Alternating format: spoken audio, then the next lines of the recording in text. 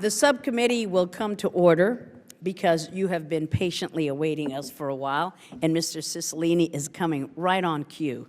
After recognizing myself and the ranking member, Ted Deutsch, for 5 minutes each for our opening statements, I will then recognize other members seeking recognition for 1 minute each. We will then hear from our witnesses, and without objection, the witnesses' prepared statements will be made a part of the record, and members may have 5 days in which to insert statements and questions for the record, subject to the length limitation in the rules. The chair recognizes herself for 5 minutes. Since fiscal year 2002, the U.S. has appropriated almost $7.5 billion for counter-narcotics efforts in Afghanistan. This funding includes over $4 billion for the Department of State's Bureau of International Narcotics and Law Enforcement Affairs, INL, nearly $3 billion for the Department of Defense Drug Interdiction and Counter-Drug Activities, and just over $200 million for the Drug Enforcement Administration, DEA. This amounts to about 7% of the $102 billion the U.S. has appropriated for relief and reconstruction in Afghanistan over that period of time. Last year alone, we allocated nearly $1 billion toward these counter-narcotics efforts. This is a significant amount of U.S. taxpayer money, and it is extremely important that this subcommittee continue to conduct its oversight role to ensure that we are achieving our goals and objectives and that this money is being properly spent. Yet, despite all of this money being spent, 2013 was a record-breaking year in terms of poppy cultivation in Afghanistan. Afghanistan produced over 80% of the world's opium last year, and the illegal drug trade is a contributing factor to many of the major challenges facing Afghanistan and the U.S. The drug trade helps to generate hundreds of millions of dollars for the Taliban and other extremist groups every year.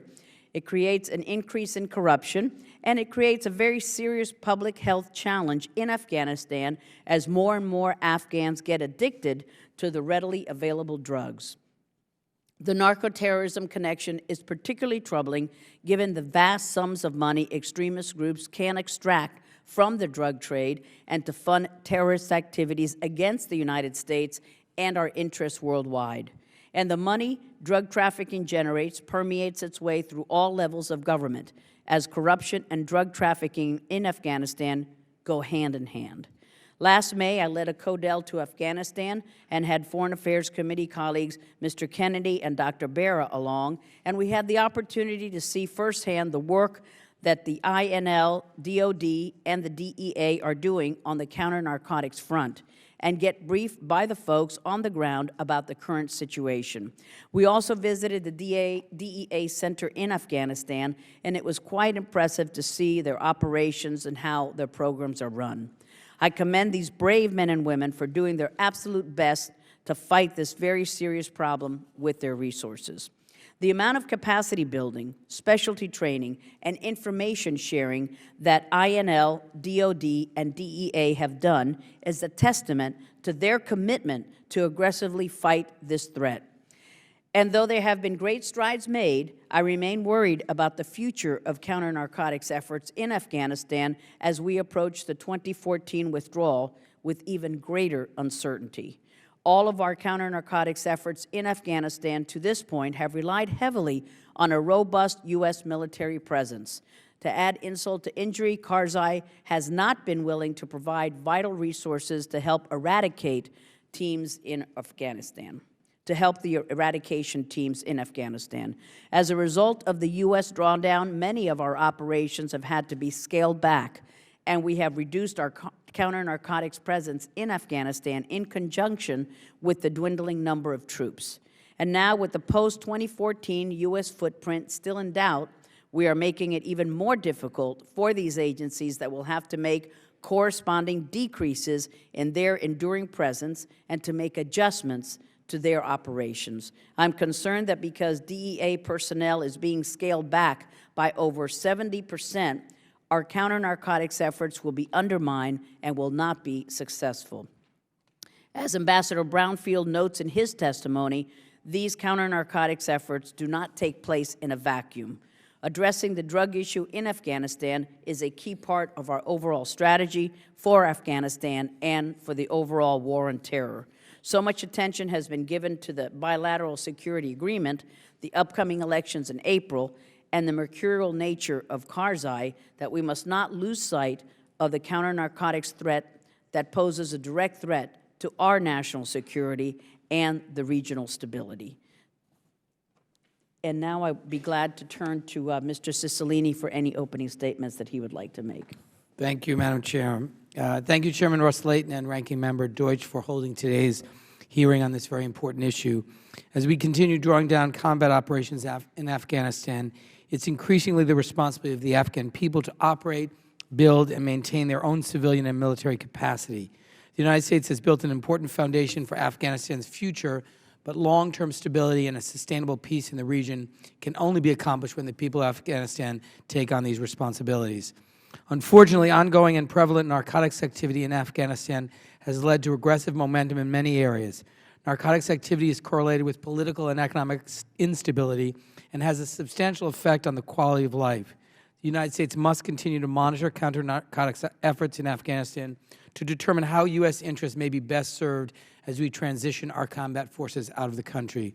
I look forward to hearing the perspectives of the witnesses we have assembled to discuss U.S. counter-narcotic efforts in Afghanistan and how they will shape our relationship going forward. And with that, I'd like to yield the balance of my time to our ranking member, Mr. Deutsch. Well, thank you so much, Mr. Cicilline, and we're pleased to give the time to Mr. Deutsch to make his opening statement, and then we will turn to Mr. Brooks for a minute statement, et cetera. Thank you. Thank you, Madam Chairman, and I thank my friend from Rhode Island. And thanks, Madam Chairman, for holding today's hearing.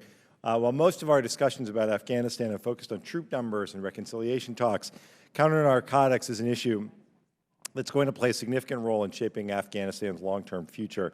Afghanistan's narcotics trade has been a financial boon for the insurgency, and Afghanistan is the world's #1 producer of opium, providing 80% of the world's heroin supply. Afghan drugs make their way to Russia, to Europe, and just over the border to Iran, where the drug addiction rate is the highest in the world. The illicit drug trade in Afghanistan accounts for close to half of the Taliban's budget.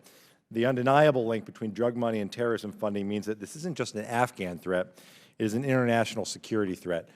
For many years, U.S. efforts to combat the illicit Afghan drug trade focused on poppy eradication, but the emphasis on eradication did little to actually alleviate the drug problem, the drug production problem. The focus on eradication instead left rural farmers without a steady income and more vulnerable to the lure of extremism or other black market economic activities.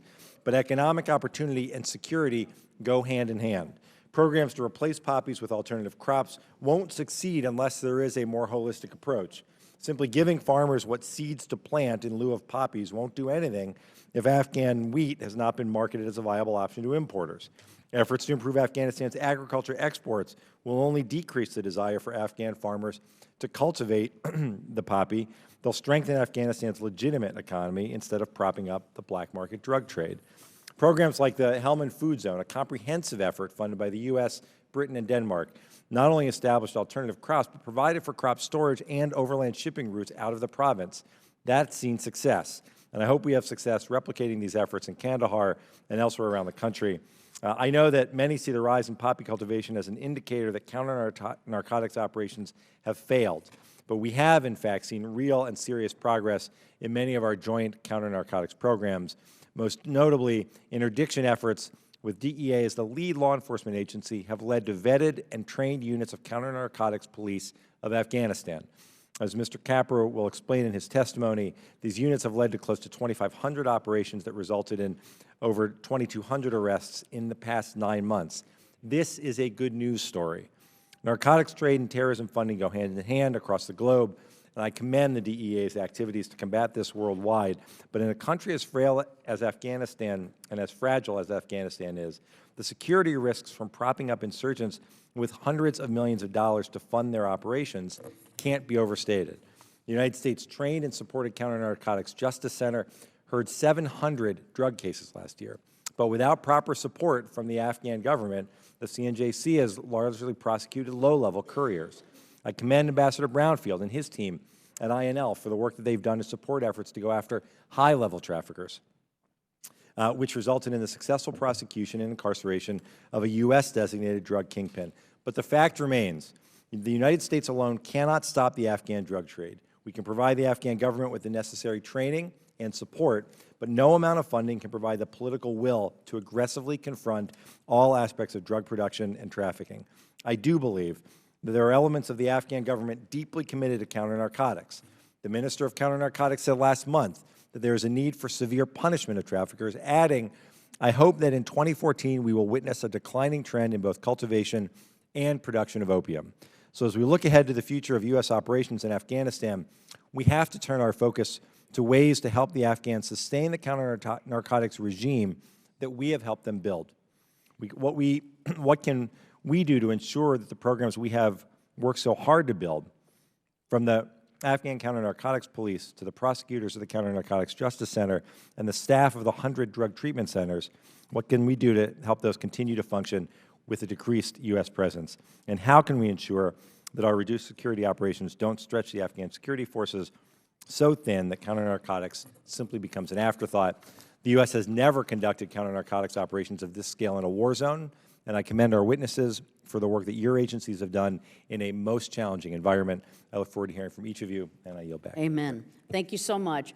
Mr. Cotton, we're pleased to hear from you. Okay, Mr. Weber? I'm going to follow the senator's lead. Okay, let me see. Who's there next to you? Can't see. Mr. Collins. Oh, boy, pithy, very pithy. We kept the witnesses waiting long enough. Okay, thank you. Ms. Meng here? Thank you. Don't worry, mine is brief. Thank you, Madam Chairwoman and Ranking Member Deutsch, for holding this important hearing. Thank you to our witnesses for being here today as well. U.S. operations in Afghanistan are critical to the security of the United States, especially now that our decade-long military presence will be decreasing. Concentrating on counter-narcotics operations is essential. Afghanistan remains the world's primary source of opium poppy cultivation and has a large hand in drug production and distribution. Drug trafficking funnels money into terrorist groups and contributes to economic and political instability. The drug trade in Afghanistan threatens not only the country itself, but also the entire Middle East region and the United States. Therefore, I'm very interested in how the U.S. can sustain and improve its counter-narcotics operations in Afghanistan. I look forward to hearing from today's panelists from the Departments of State, Justice, and Defense about this serious problem. Thank you. Thank you, Ms. Meng. My Florida colleague, Ms. Frankel, is recognized. Thank you, Madam Chair. Thank you for this hearing, and thank you for the witnesses for being here. And I will listen with great interest and reserve my questions. Thank you, ma'am. And Mr. Connolly is Madam, recognized. Madam Chairwoman, as you know, I served on the Senate Foreign Relations Committee many years ago, where I looked at the drug problem. I have to say, it's deja vu all over again when I look at this data. You know, we invest a lot of money, we have a lot of personnel, and let's see, opium cultivation increased by 36% between 2012 and 2013 to a record 516,000 acres in Afghanistan, a country where we have troops. We've been fighting a war, difficult, but we have a lot more control than if we're not there.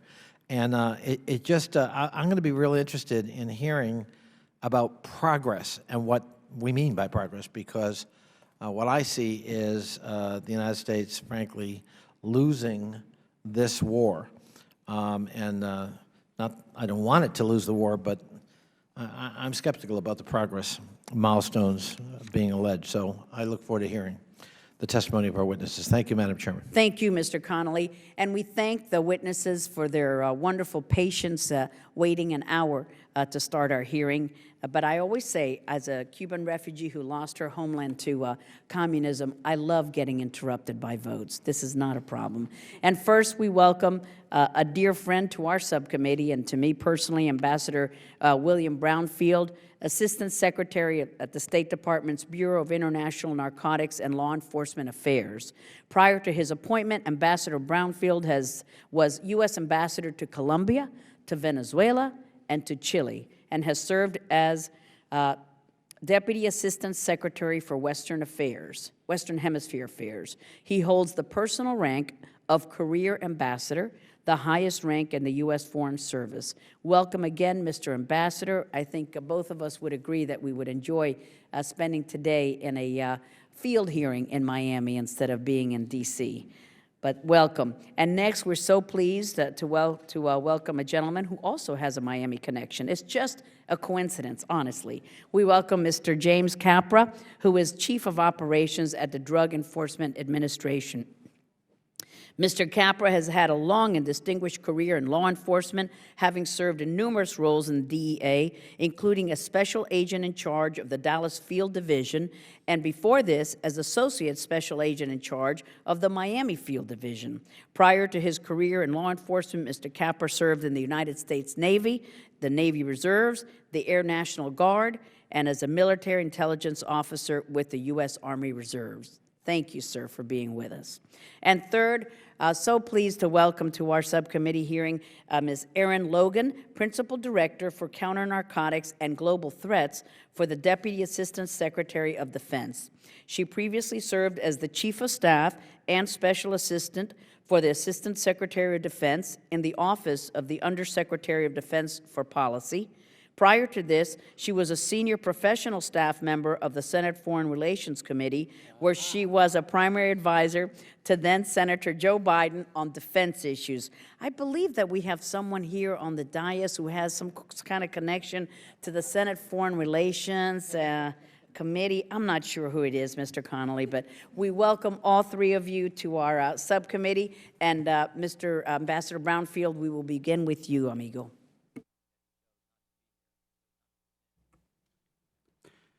Thank you, Madam Chairman, Ranking Member Deutsch, members of the committee. Thank you for the opportunity to appear today to discuss counter-narcotics efforts in Afghanistan. I agree with you, Madam Chairman.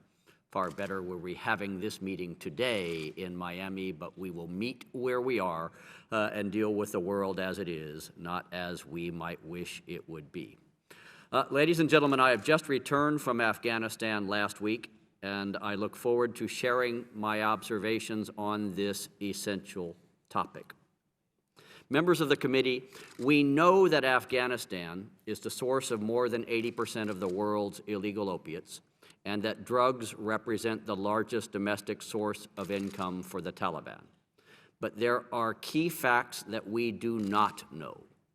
We do not know the security picture we will encounter after 2014, or the exact contours of the bilateral relationship, or the resources that will be available to us, or the posture of the international community. We have learned lessons in the past 40 years about anti-drug programs. We learned that drug strategies take time. It takes years to get into a crisis and years to resolve it.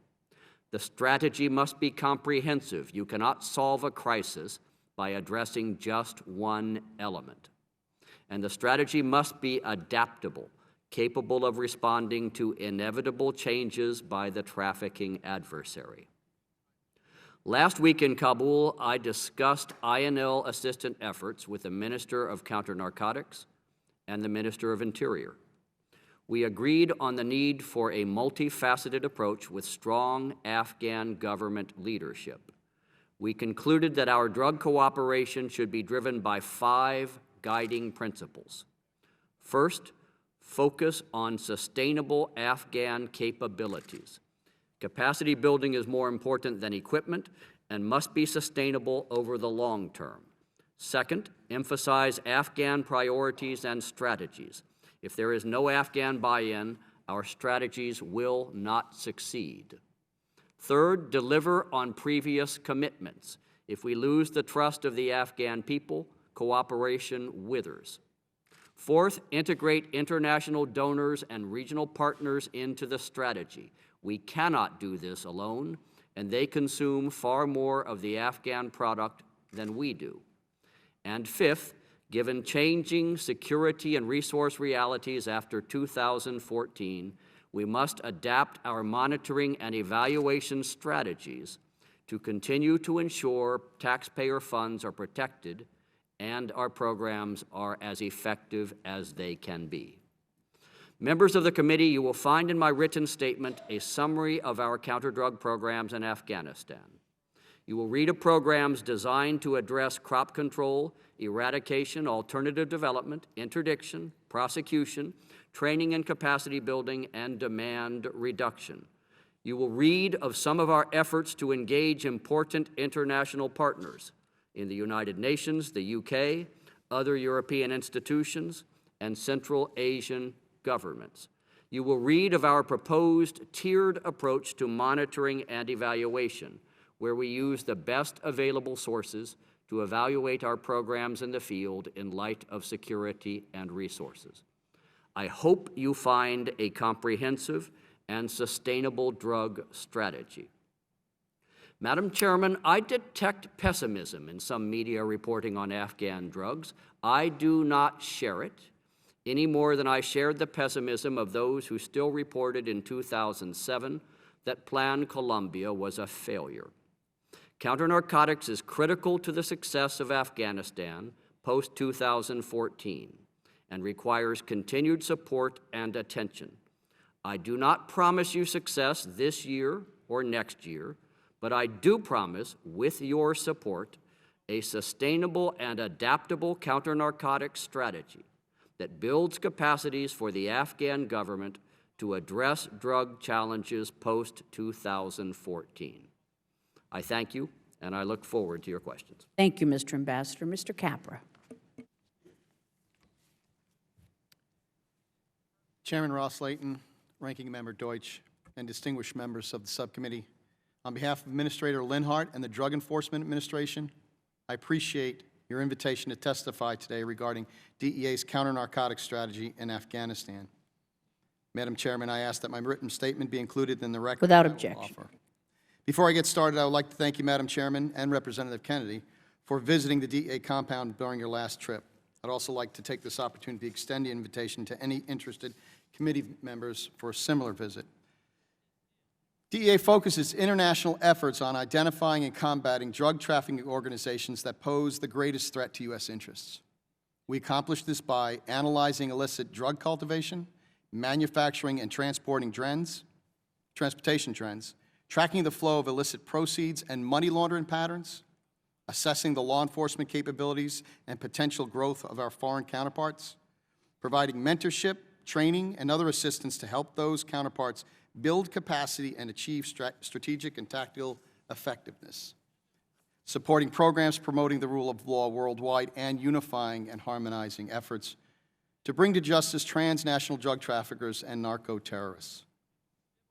The United Nations has estimated that the international drug trade generates $322 billion per year in revenue, making drugs by far the most lucrative illicit activity.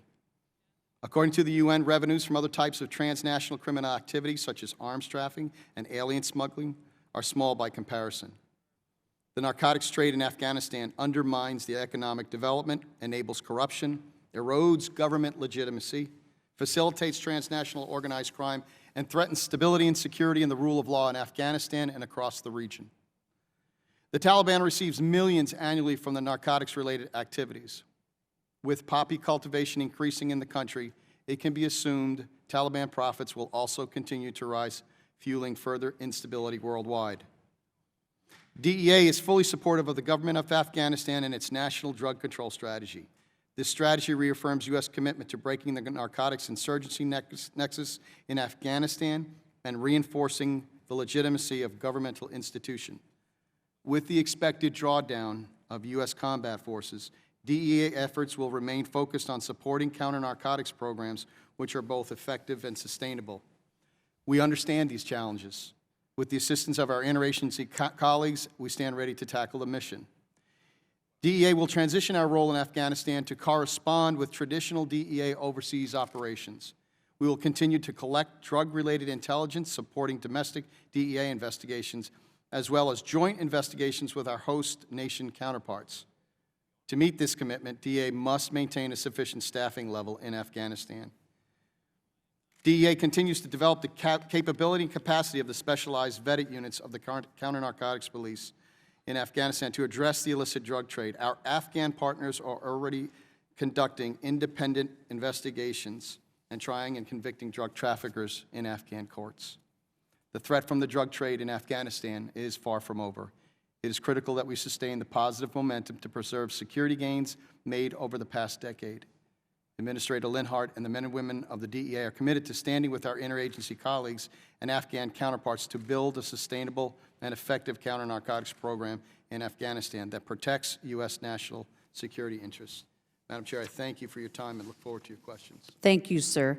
Ms. Logan, thank you very much. Thank you, Madam Chair, Congressman Deutsch, and other members of the subcommittee for the opportunity to talk to you today about the Defense Department's counter-narcotics, or CN, work in Afghanistan and our plans post-2014. As the members of this subcommittee know well, since 2001, the United States has made an extraordinary investment in blood and treasure to eliminate the terrorist safe haven that Afghanistan had become. To date, 2,303 Americans have lost their lives in Operation Enduring Freedom. Another 19,639 have been wounded. DoD has invested approximately $2 billion in dedicated CN training and programs, which is a small fraction of the over $570 billion the nation has spent on the war since 2001. That said, we do believe that $2 billion has been well spent. We have a CN seed, if you will, that has now sprouted, and it includes all of the elements that we believe we need to successfully grow. But that growth will only happen if we nurture and protect that which we have planted. As we look at the future for Afghanistan, it is impossible to envision success without sustaining an Afghan capability to fight the violence and corruption created by the drug trade. In addition, we cannot ignore the growing threat to ourselves and our allies. Our Canadian partners estimate that 90% of the heroin on their streets comes from Afghanistan. They also believe they are seeing more heroin than their user population can absorb. We must all be sensitive to information like this when combined with the governor of Vermont issuing a State of the State speech focused entirely on Vermont's exploding heroin and opiate problem. We have to realize and be vigilant that there is a possibility that Afghan-produced heroin will become more available across the United States. DoD, as always, is committed to disrupting the flow of these drugs as far away from our shores as possible. Our CN strategy for post-2014 can be summarized by saying that we believe we must focus in 3 key areas: continued support for vetted units, continued aviation capacity building, and the continued leveraging of our international and interagency capabilities. First, the vetted units. These units have shown that they are willing and able to do the job, and more vetted units are now able to plan, execute, and follow through on CN missions on their own. For example, on December 18th, the DoD-supported, DEA-mentored Sensitive Investigative Unit was able to use judicial wire intercepts to build a case that led to the arrest of 2 criminals, the seizure of 660 grams of heroin, 500 boxes of ammunition, 40 remote-controlled IEDs, and 75 rocket-propelled grenades. This is a great example of using CN capability to disrupt and remove lethal threats from the battlefield. Second, our continued support for aviation capacity building. I cannot overstate how vital we believe this is for the terrain of Afghanistan. For any security effort, and certainly to run effective CN operations, we must enhance the effectiveness and safety of the aviation unit. My office's focus has been the Special Mission Wing, which has demonstrated the capability to completely plan and execute operations without international assistance. The Special Mission Wing is just now starting to get the aircraft they need to simultaneously run operations, continue training personnel, and conduct more intensive aircraft maintenance training. As has been mentioned by my colleagues, our experience in Colombia and elsewhere illustrate that it can take more than a decade for, for aviation capability to become self-sustaining. In a nation like Afghanistan, the budgetary pressures will be very high and it may take longer. But with sustained support, we are confident the Special Mission Wing can continue to progress. Third, I would be remiss if I don't point out that the vetted units and aviation capability are part of a complete structure that the interagency and international community have worked hard to create. You'll see in my written testimony a lot of examples. But one thing that I'd like to highlight is that we believe the drought in Afghanistan demands that we explore creative ways to retain some of the effective targeting and intelligence fusion that we've been able to develop with our international interagency partners.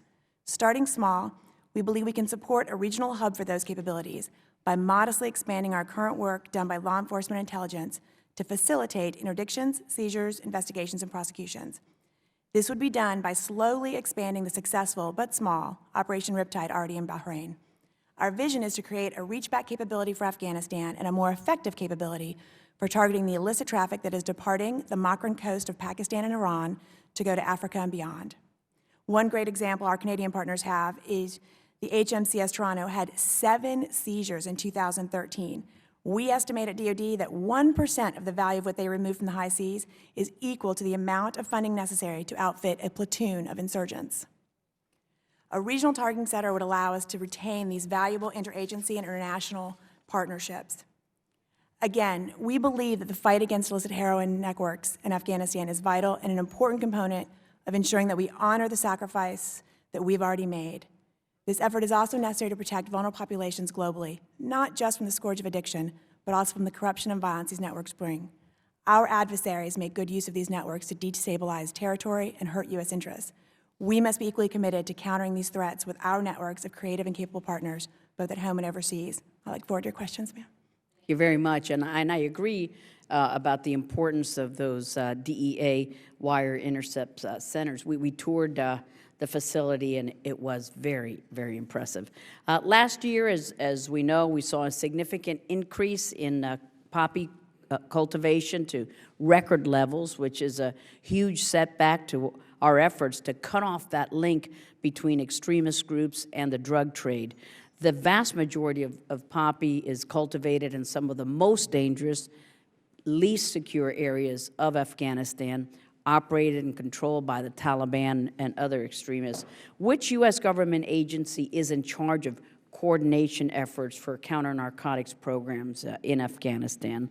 I'll let you ponder that one. Also, the drawdown has already caused our agencies to decrease their staffs and their presence in Afghanistan, and we still don't know what the post-2014 footprint will be.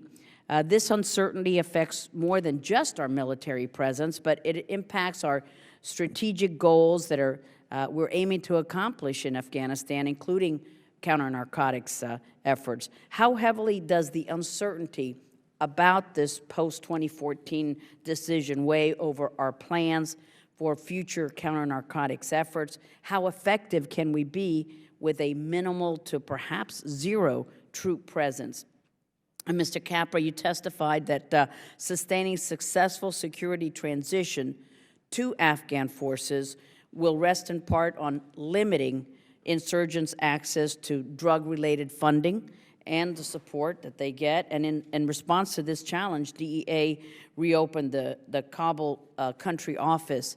At its peak, DEA had 97 authorized positions in Afghanistan, plus a number of contract employees. Did DEA receive the proper number of staff that you requested from the embassy? And if not, why not? And we're now entrusting the Afghan counter-narcotics forces to do a job that is arguably tougher now than it was before, and they will have less U.S. support with which to do it.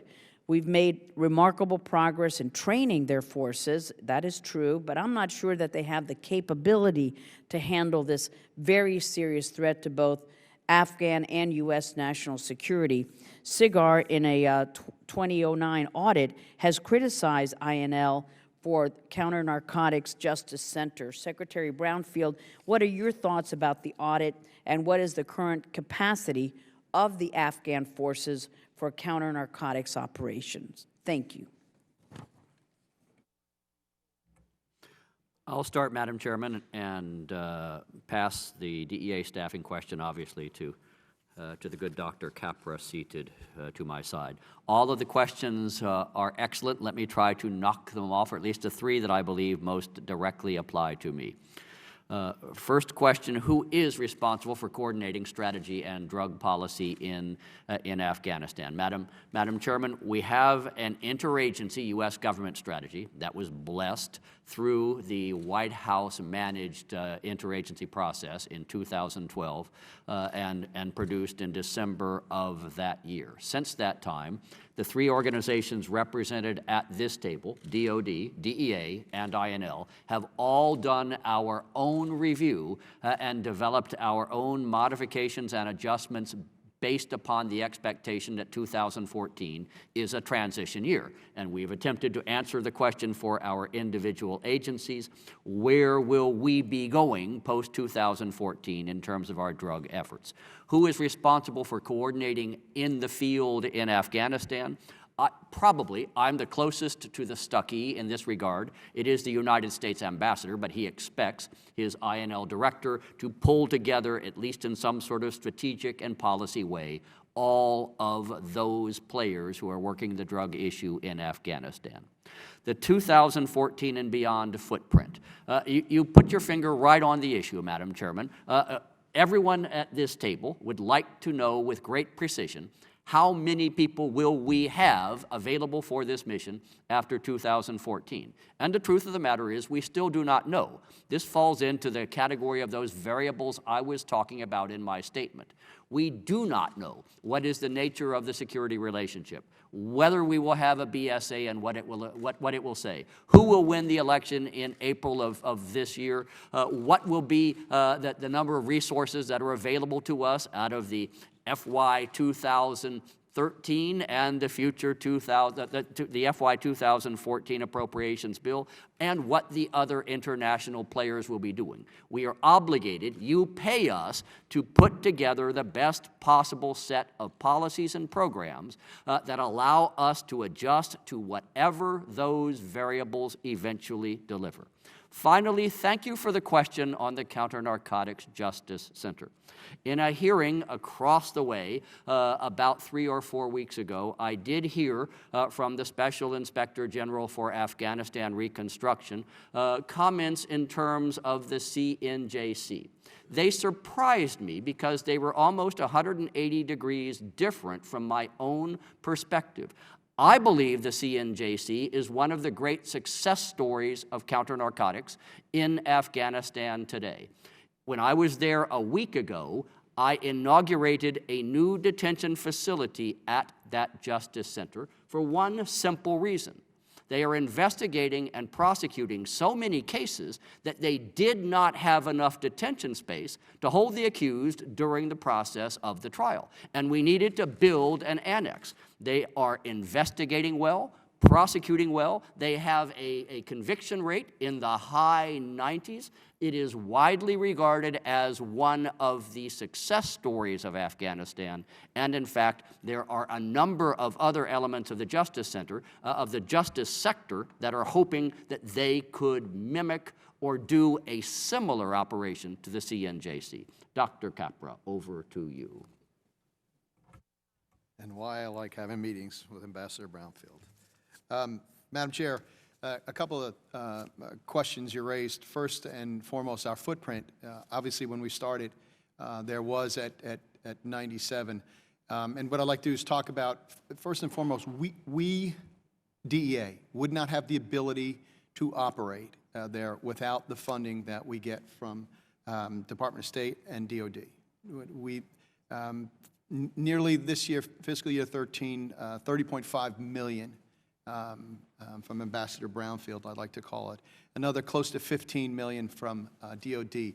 One to support, we spend, DEA's direct appropriation, $17 million for 13 positions, 3 pilots, and 3 fast teams. But in order to operate, we would have needed a lot more personnel, which we did. Now, this year comes in, we know that the U.S. government drawdown is going to impact everybody. We got asked about, we're pulling out of forward operating bases just like the military did. What's our plan for the future? When we're looking at Afghanistan, and this is, again, never done in a vacuum, meeting with our interagency partners as well. So what we do, just like you're familiar with any other part of the world where DEA operates, whether it's South America, Europe, is we get the biggest bang out of our buck with our SIUs and our NIUs. It's the gold standard anywhere in the world. So with effective vetting and standing these teams up, training them with our people, and so in a combat theater, we were pushing out with them constantly. And so we knew that was going to be less and less likely. And so how could we operate, how could we operate in that region? We put a plan together with certain assumptions that have to be in place. One is funding. Are we able to have continued funding? The next certainly is security, the security of our men and women there as well. So all that goes into, and I don't want to rehash what Ambassador Brownfield, but it is, we're not sure what's going to happen, but we are moving towards a drawdown. And by the end of this year, we will probably have somewhere at about 47 people in country. That includes still rotating fast members there once a quarter. And really the crux of what we're doing there is building capacity and capability of the Afghan counter-narcotics police, the vetted teams, and having them to be able to stand on their own. And in some instances, or actually a lot of instances, they're doing that right now. In this past year, they've done over 2,400 operations, 2,400. They've arrested over 2,200 individuals. They've seized over 121 tons of narcotics and another 32,000 kilos of chemicals. And that's not including the typical weapons and hardware made, communications, hardware, IED making materials that are out there.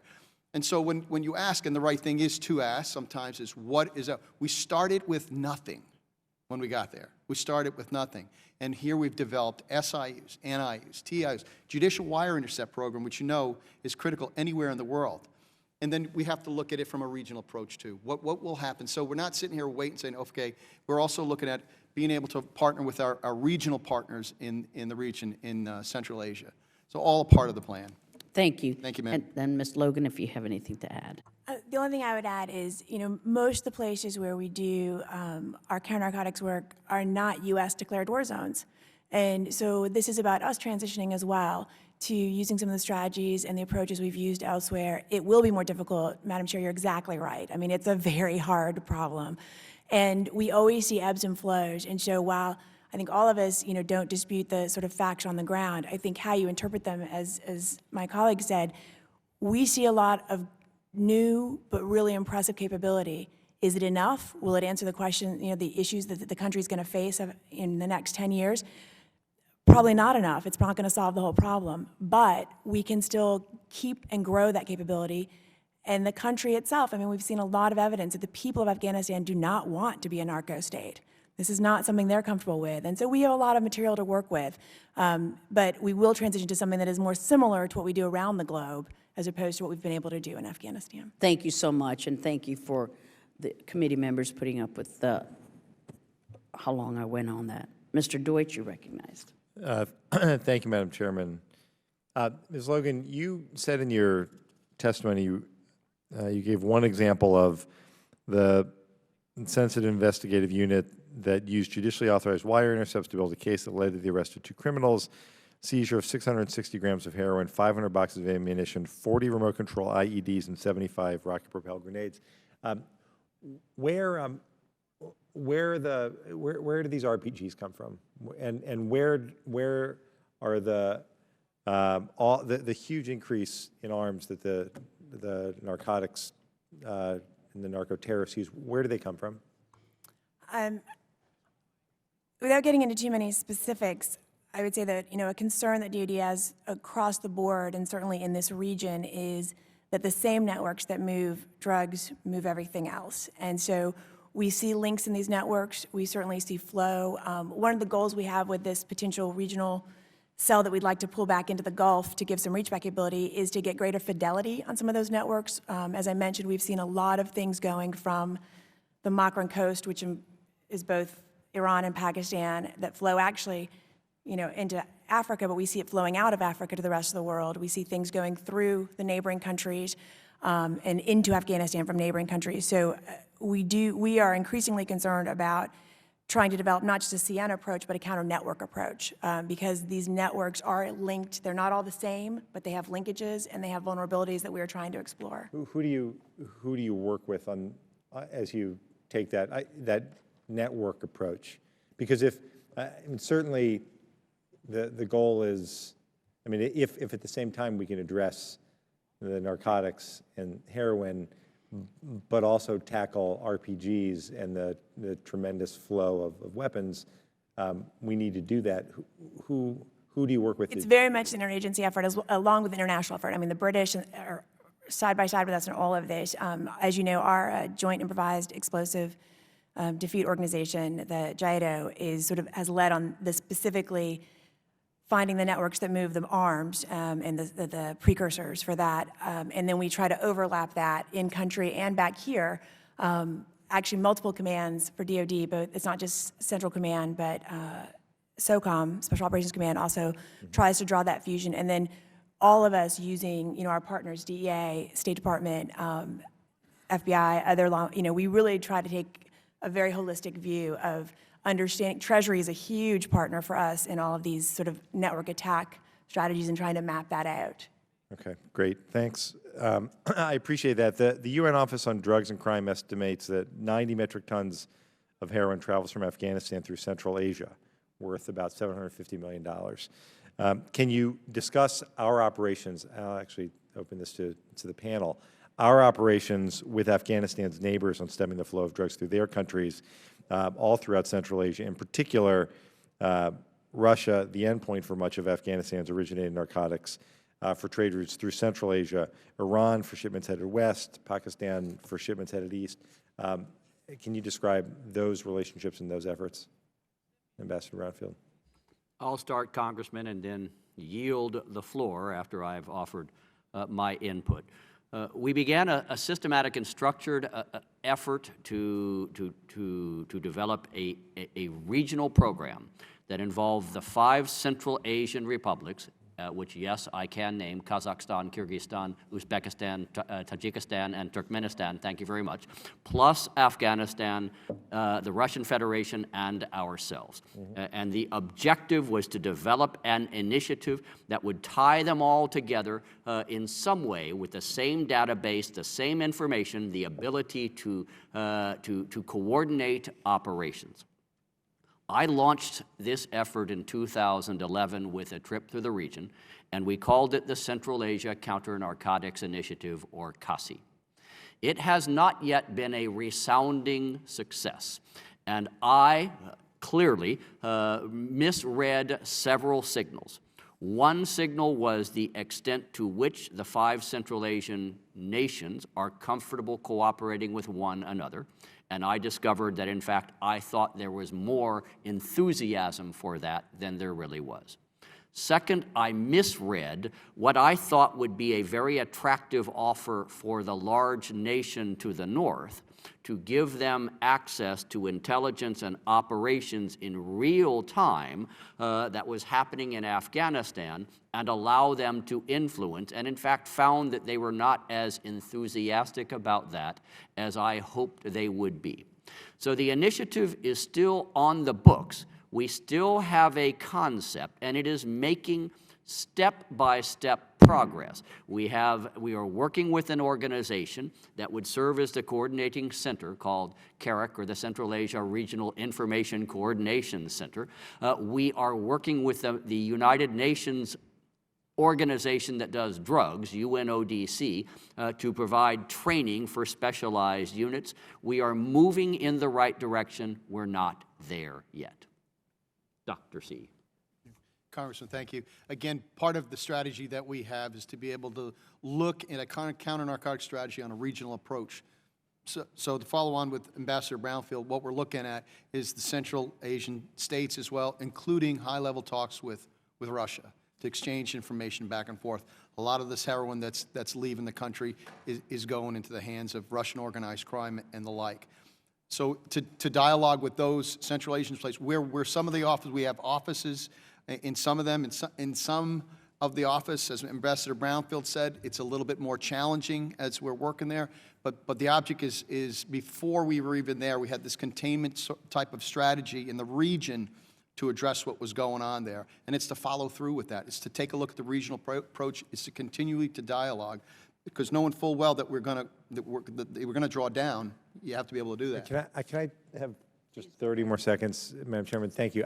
I appreciate the efforts, and I understand, having recently spent time in the region as well, that your assessment, I think, is accurate about the way that the countries interact with one another. But I'd just like to know whether each of those countries individually, do you believe that each of the countries on their own is committed to this effort?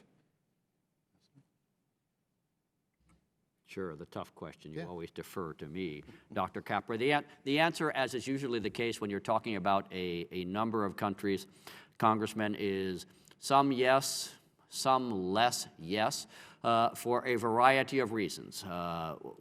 One or more country might feel that somehow it is separate from this problem, and therefore they don't have to address it as intensely as others. Some may see that they have a national interest, perhaps in trying to either absorb some of this traffic or direct it in some other way. Some are undoubtedly playing some degree of regional politics in terms of what they will do or what they will not do. They all have a common interest.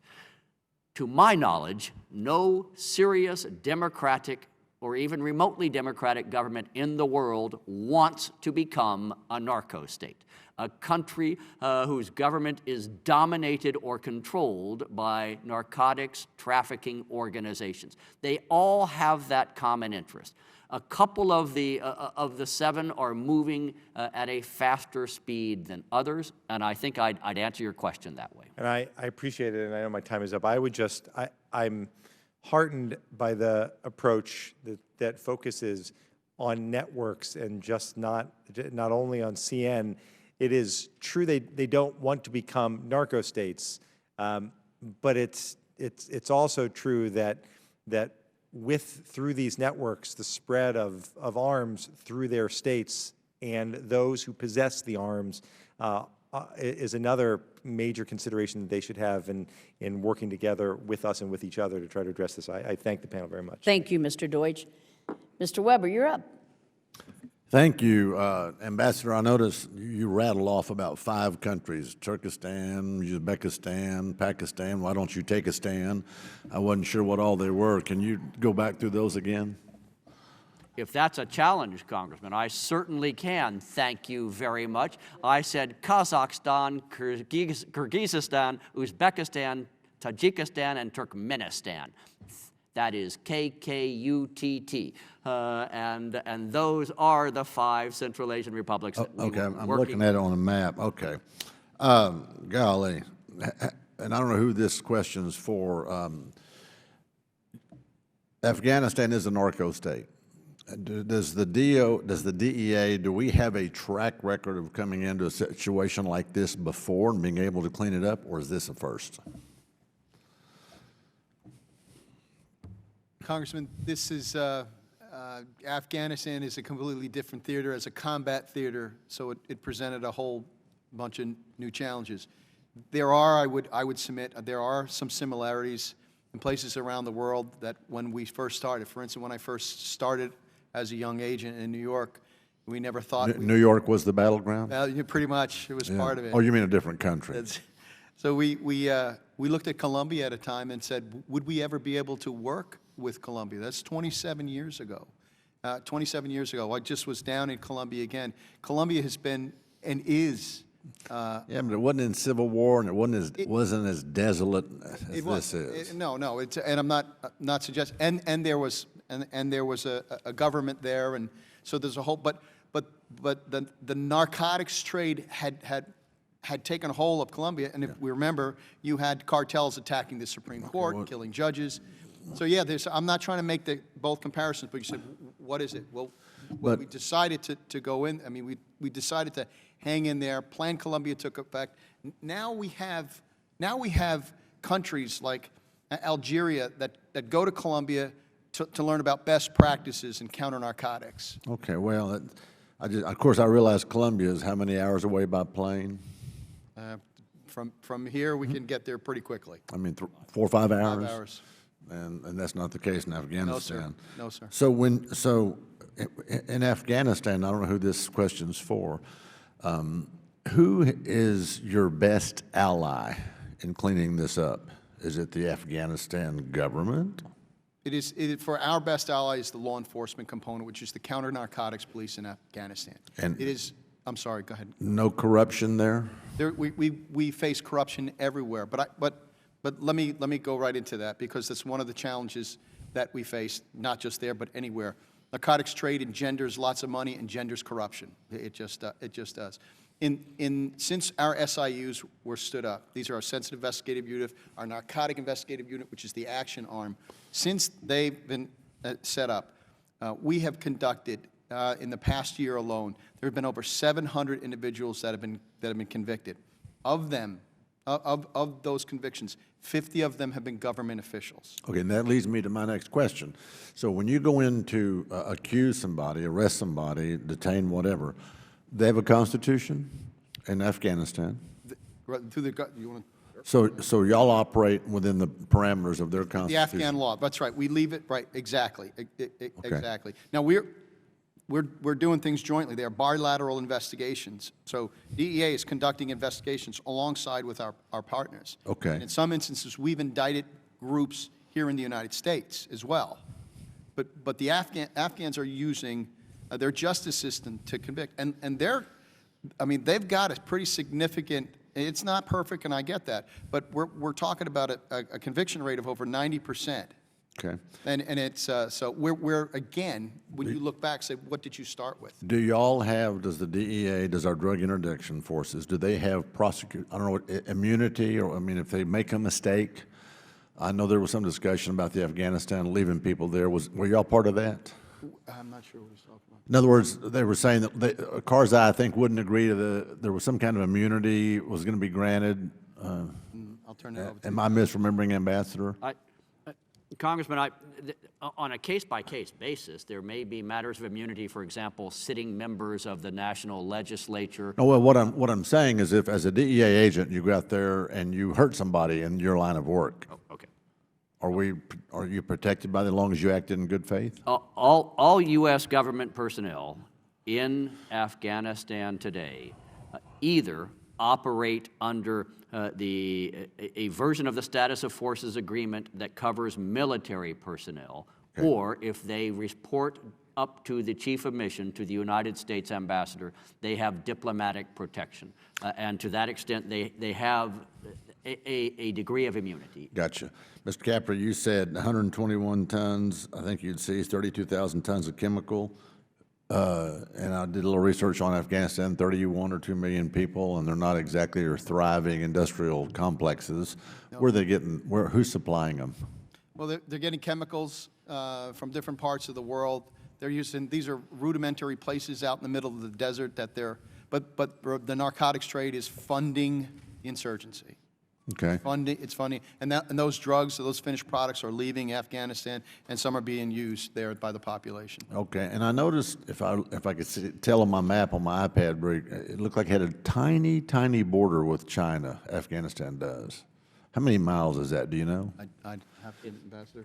It's a the part that actually borders on China is minuscule. What it is, it's a little corridor, you'll see from your map. It's called the Panjshir Valley, and it's about 100 miles long, and I'm guessing the actual border with China is maybe something as small as 10 or 15 miles. Okay. Are you seeing drug trade going in and out of China? I do not think we are, Congressman, not out of Afghanistan. China, we believe, does have a growing drug consumption and abuse problem, which is logical as its economy grows and it develops a middle class. Our sense is that most of the Chinese market is supplied out of Burma, Myanmar, and not out of Afghanistan. And final question, forgive me, Madam Chair. What country would you say is our greatest ally in this fight, not counting Afghanistan? And what country is our biggest deterrent in this fight? I could define that in dozens, if not hundreds of ways, Congressman. I will define it this way. The country that has been most willing to serve as an ally and a partner with us, to offer up resources and personnel, and to jointly staff our programs, projects, would be the United Kingdom, would be the British. I would give them the highest credit in that regard. I'm not sure how to define who would be the worst. I mean, among others, the worst would be those who are not participating at all, and that's probably about 180 countries around the world. Well, clearly you said Russia had organized crime and they were going in Russia. So if you could just choose a list of top three, if you could just mitigate with this magic wand, the top three countries, and get them uninvolved, would Russia be number one? Yes, although And I don't want to put you on the spot, but I mean to put you on the spot. I mean, if you were to ask me, would it be helpful if Russian citizens ceased using Afghan heroin? Yes, it would. But I believe the Russian government would agree with that as well. They also have the objective of attacking their own heroin abuse problem. We could say the same thing about both of Afghanistan's neighbors to the west and to the east. Iran and Pakistan are major consumers of the product as well. And I don't want to make judgment calls on those two governments, but I have every reason to believe that they also would like to reduce the amount of heroin that their citizens are consuming. It's a complicated process, as you well know. It is not possible to deal with the drug issue in Afghanistan and say, if we just solve this one issue, cultivation or interdiction or laboratories or precursor chemicals, if we just solve one issue, we have solved the problem. We have to solve all elements of the problem to some extent. That's the lesson we learned over 20 or 30 years in Colombia. When you finally focus on all elements of the problem, you do deliver a long-term solution. Thank you, Madam Chair. Thank you. Excellent set of questions. Ms. Frankel, you are our cleanup batter. Make it good. Well, thank you, Madam Chair. As a junior member, I often feel like I'm a character in the Agatha Christie novel, And Then There Were None. So, and I also want to say for the record that Means that you're the criminal then? I don't know what that means, but just for the record that, Madam Chair, you and I are wearing red today with the other women in the Congress because today is in honor of the American Heart Association. And we have to run over there as soon as you're done. Okay. Heart disease kills more women than any other illness. Anyway, getting back to Afghanistan, I have a couple of questions. So according to the data sheet that we received, it says that the opium production in 2013 was equivalent to approximately 4% of Afghanistan's gross domestic product. So what does the other, could you just give me a general idea of what the other 96% is? I don't claim to be an expert on the Afghan economy, Congresswoman. I would say that Afghanistan is still largely a rural country, so I would speculate that probably more than 50% of its gross domestic product is still agricultural produce of some sort. They have a limited amount of what I would call small-level industrial and manufacturing, and they have some degree of minerals and mining.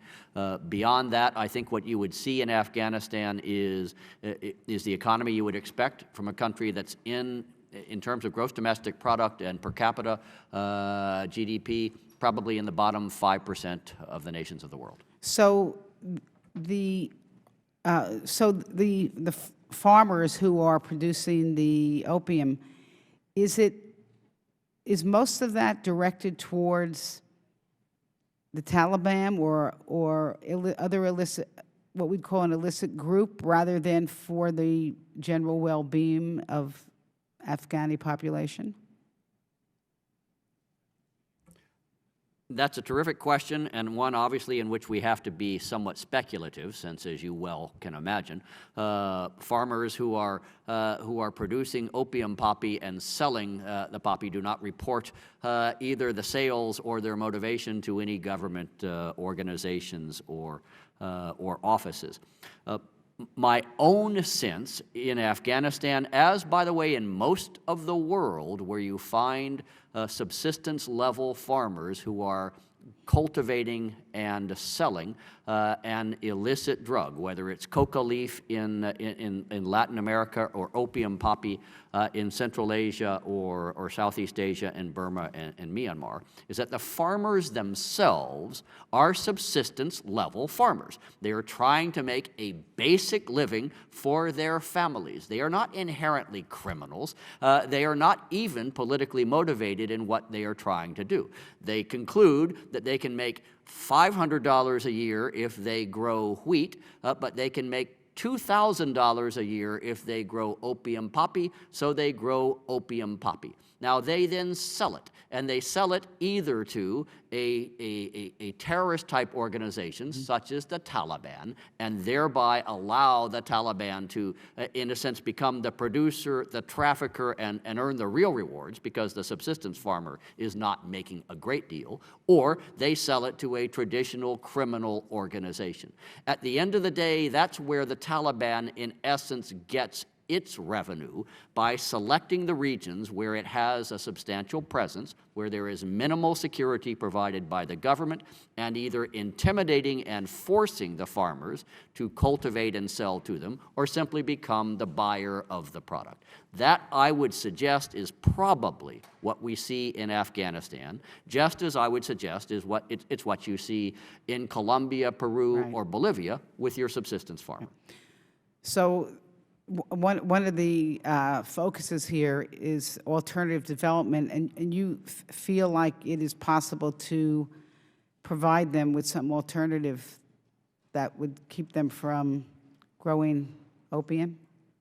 Yep, Congresswoman, you put your finger right on what is obviously has to be one of the elements of a program. And Jimmy Capra talked about interdiction, which is absolutely essential, as is investigations, laboratory takedowns, money laundering, and so forth. But we have to address the problem as well at its opening on the chain, and that is cultivation.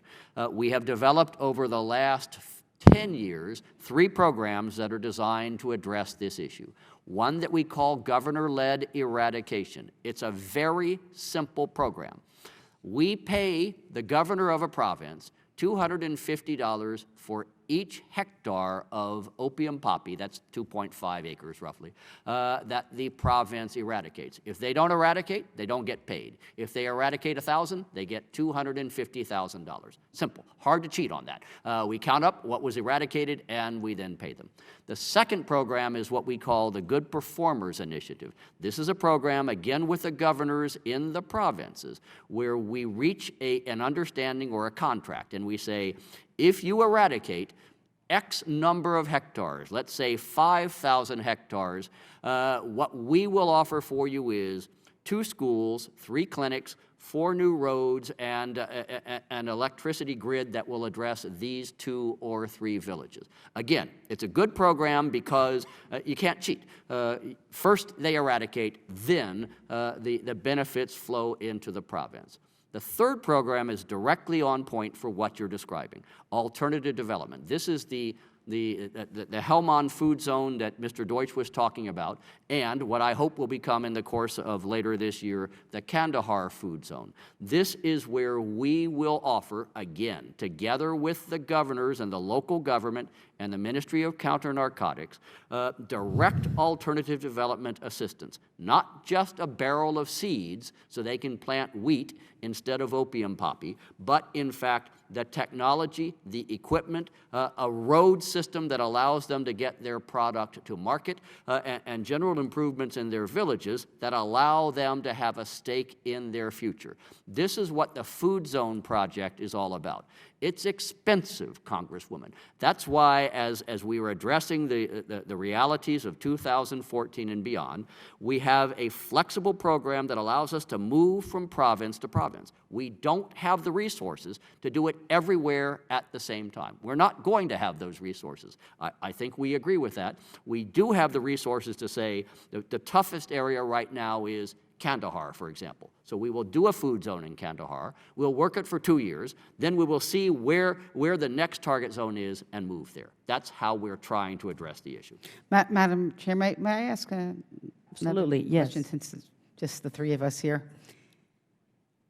I think many of us have been very disturbed about what's happened to funds that's gone into Afghanistan in the military and in USAID, a lot of corruption, a lot of waste, a lot of fraud, all that. So one question I have to you is how could we be certain that if we inject more resources into the kind of activities you're describing, that we're not going to have the same waste, fraud, and corruption? And that's one part of the question. The other one is, how much of the money do you think that has flowed into Afghanistan, the billions of dollars through the U.S. government, has already gone into producing opium?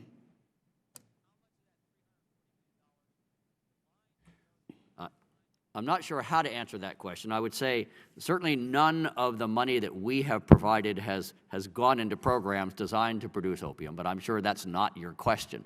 Let me answer. Well, through corruption, waste, fraud, something's happening to some of that money. And at the end of the day, I'm not going to be able to give you a good figure or even an estimate for Afghanistan writ large, since I obviously only do the counter-narcotics part of it. I will tell you, however, that I feel pretty confident about the programs that we are managing with DEA in particular on counter-narcotics for the following reason. For the most part, when we provide direct funding to the government of Afghanistan, it is for acts that have already occurred and been verified, which is to say what they have already eradicated, or what they have already interdicted, or what they have already taken down in terms of labs.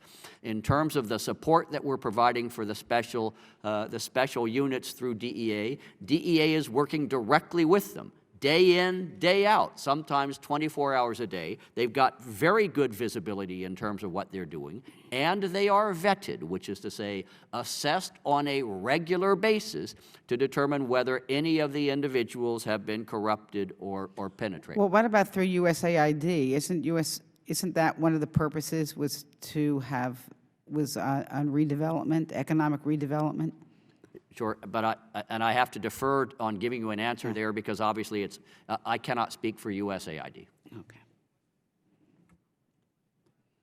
Is it just us? Can I ask one more then? That's it, one more. My friend and neighbor from Florida is recognized. Yes. So what is your, any of you can answer this. In terms of the danger of the narcotic issue here in Afghanistan, do you see it, is it more of a health, more of terrorism related? What do you think is the largest danger? Ma'am, I think we in DOD see it as genuinely a national security threat that will continue. As I mentioned, this money, and as was mentioned by my colleagues, the amount of money and the use of those funds by our adversaries for multiple nefarious purposes. This is not, it is tragic, the actual usage issues, of course. We're all very saddened by that, and Afghanistan is facing a growing problem itself. But for us, it's really about what else this pays for and the instability and the corruption that it breeds as well, that makes it impossible for the people of that region and many other regions to reach their full potential, to be honest. But it's a national security question for us. It really very much fundamentally is, and I'll let my colleagues answer too. Just very quickly, ma'am, the narcotics trade generates billions of dollars. And those billions of dollars have the ability to destabilize not just neighborhoods, but entire nations, especially those who are prone to weakness and corruption. They have the ability to fund extremist groups around the world, political organizations, and that's what we see that's going on there in Afghanistan. That's the threat of that narcotics trade, Mr. Ambassador. Well, I'll close it, Congresswoman, by saying three things. There are three threats out there. One, one of the world's largest terrorist organization receives most of its domestic funding from narcotics. That's the Taliban, and that's the Afghan heroin industry. Second, it represents a threat to the stability and, for that matter, future of democracy in Afghanistan. We have invested a substantial amount of U.S. national effort in that nation. One could argue that it is in our interest to ensure that it does not become a victim to drug trafficking. And third and finally, you can argue about the number. I've heard figures between 4% and 7% of U.S. heroin consumed in the United States is is of Afghan origin, but there's absolutely no reason why that couldn't surge. There's nothing magical that keeps Afghan heroin from coming to the United States, and if that happens, it is a direct threat to the people and communities of the United States of America. Thank you. Mr. Deutsch, I just had one last question, which is, then which is the agency that you would designate to do the alternative redevelopment work? It would be between me from the INL side and USAID. USAID does rural development, and they are the ones who work with farmers and farming programs. I do the drug programs. It is my responsibility to lay out the infrastructure, if you will, for an alternative development program, and USAID can, and in fact very effectively does in Afghanistan, the alternative development part of it. You ask legitimate questions about diversion and corruption, but I do hold to my position that what USAID is doing in alternative development is in fact having impact where it is applied. Anything further, Congresswoman Frankel? With that, I thank If you did ask, I do have one more. I'm taking advantage.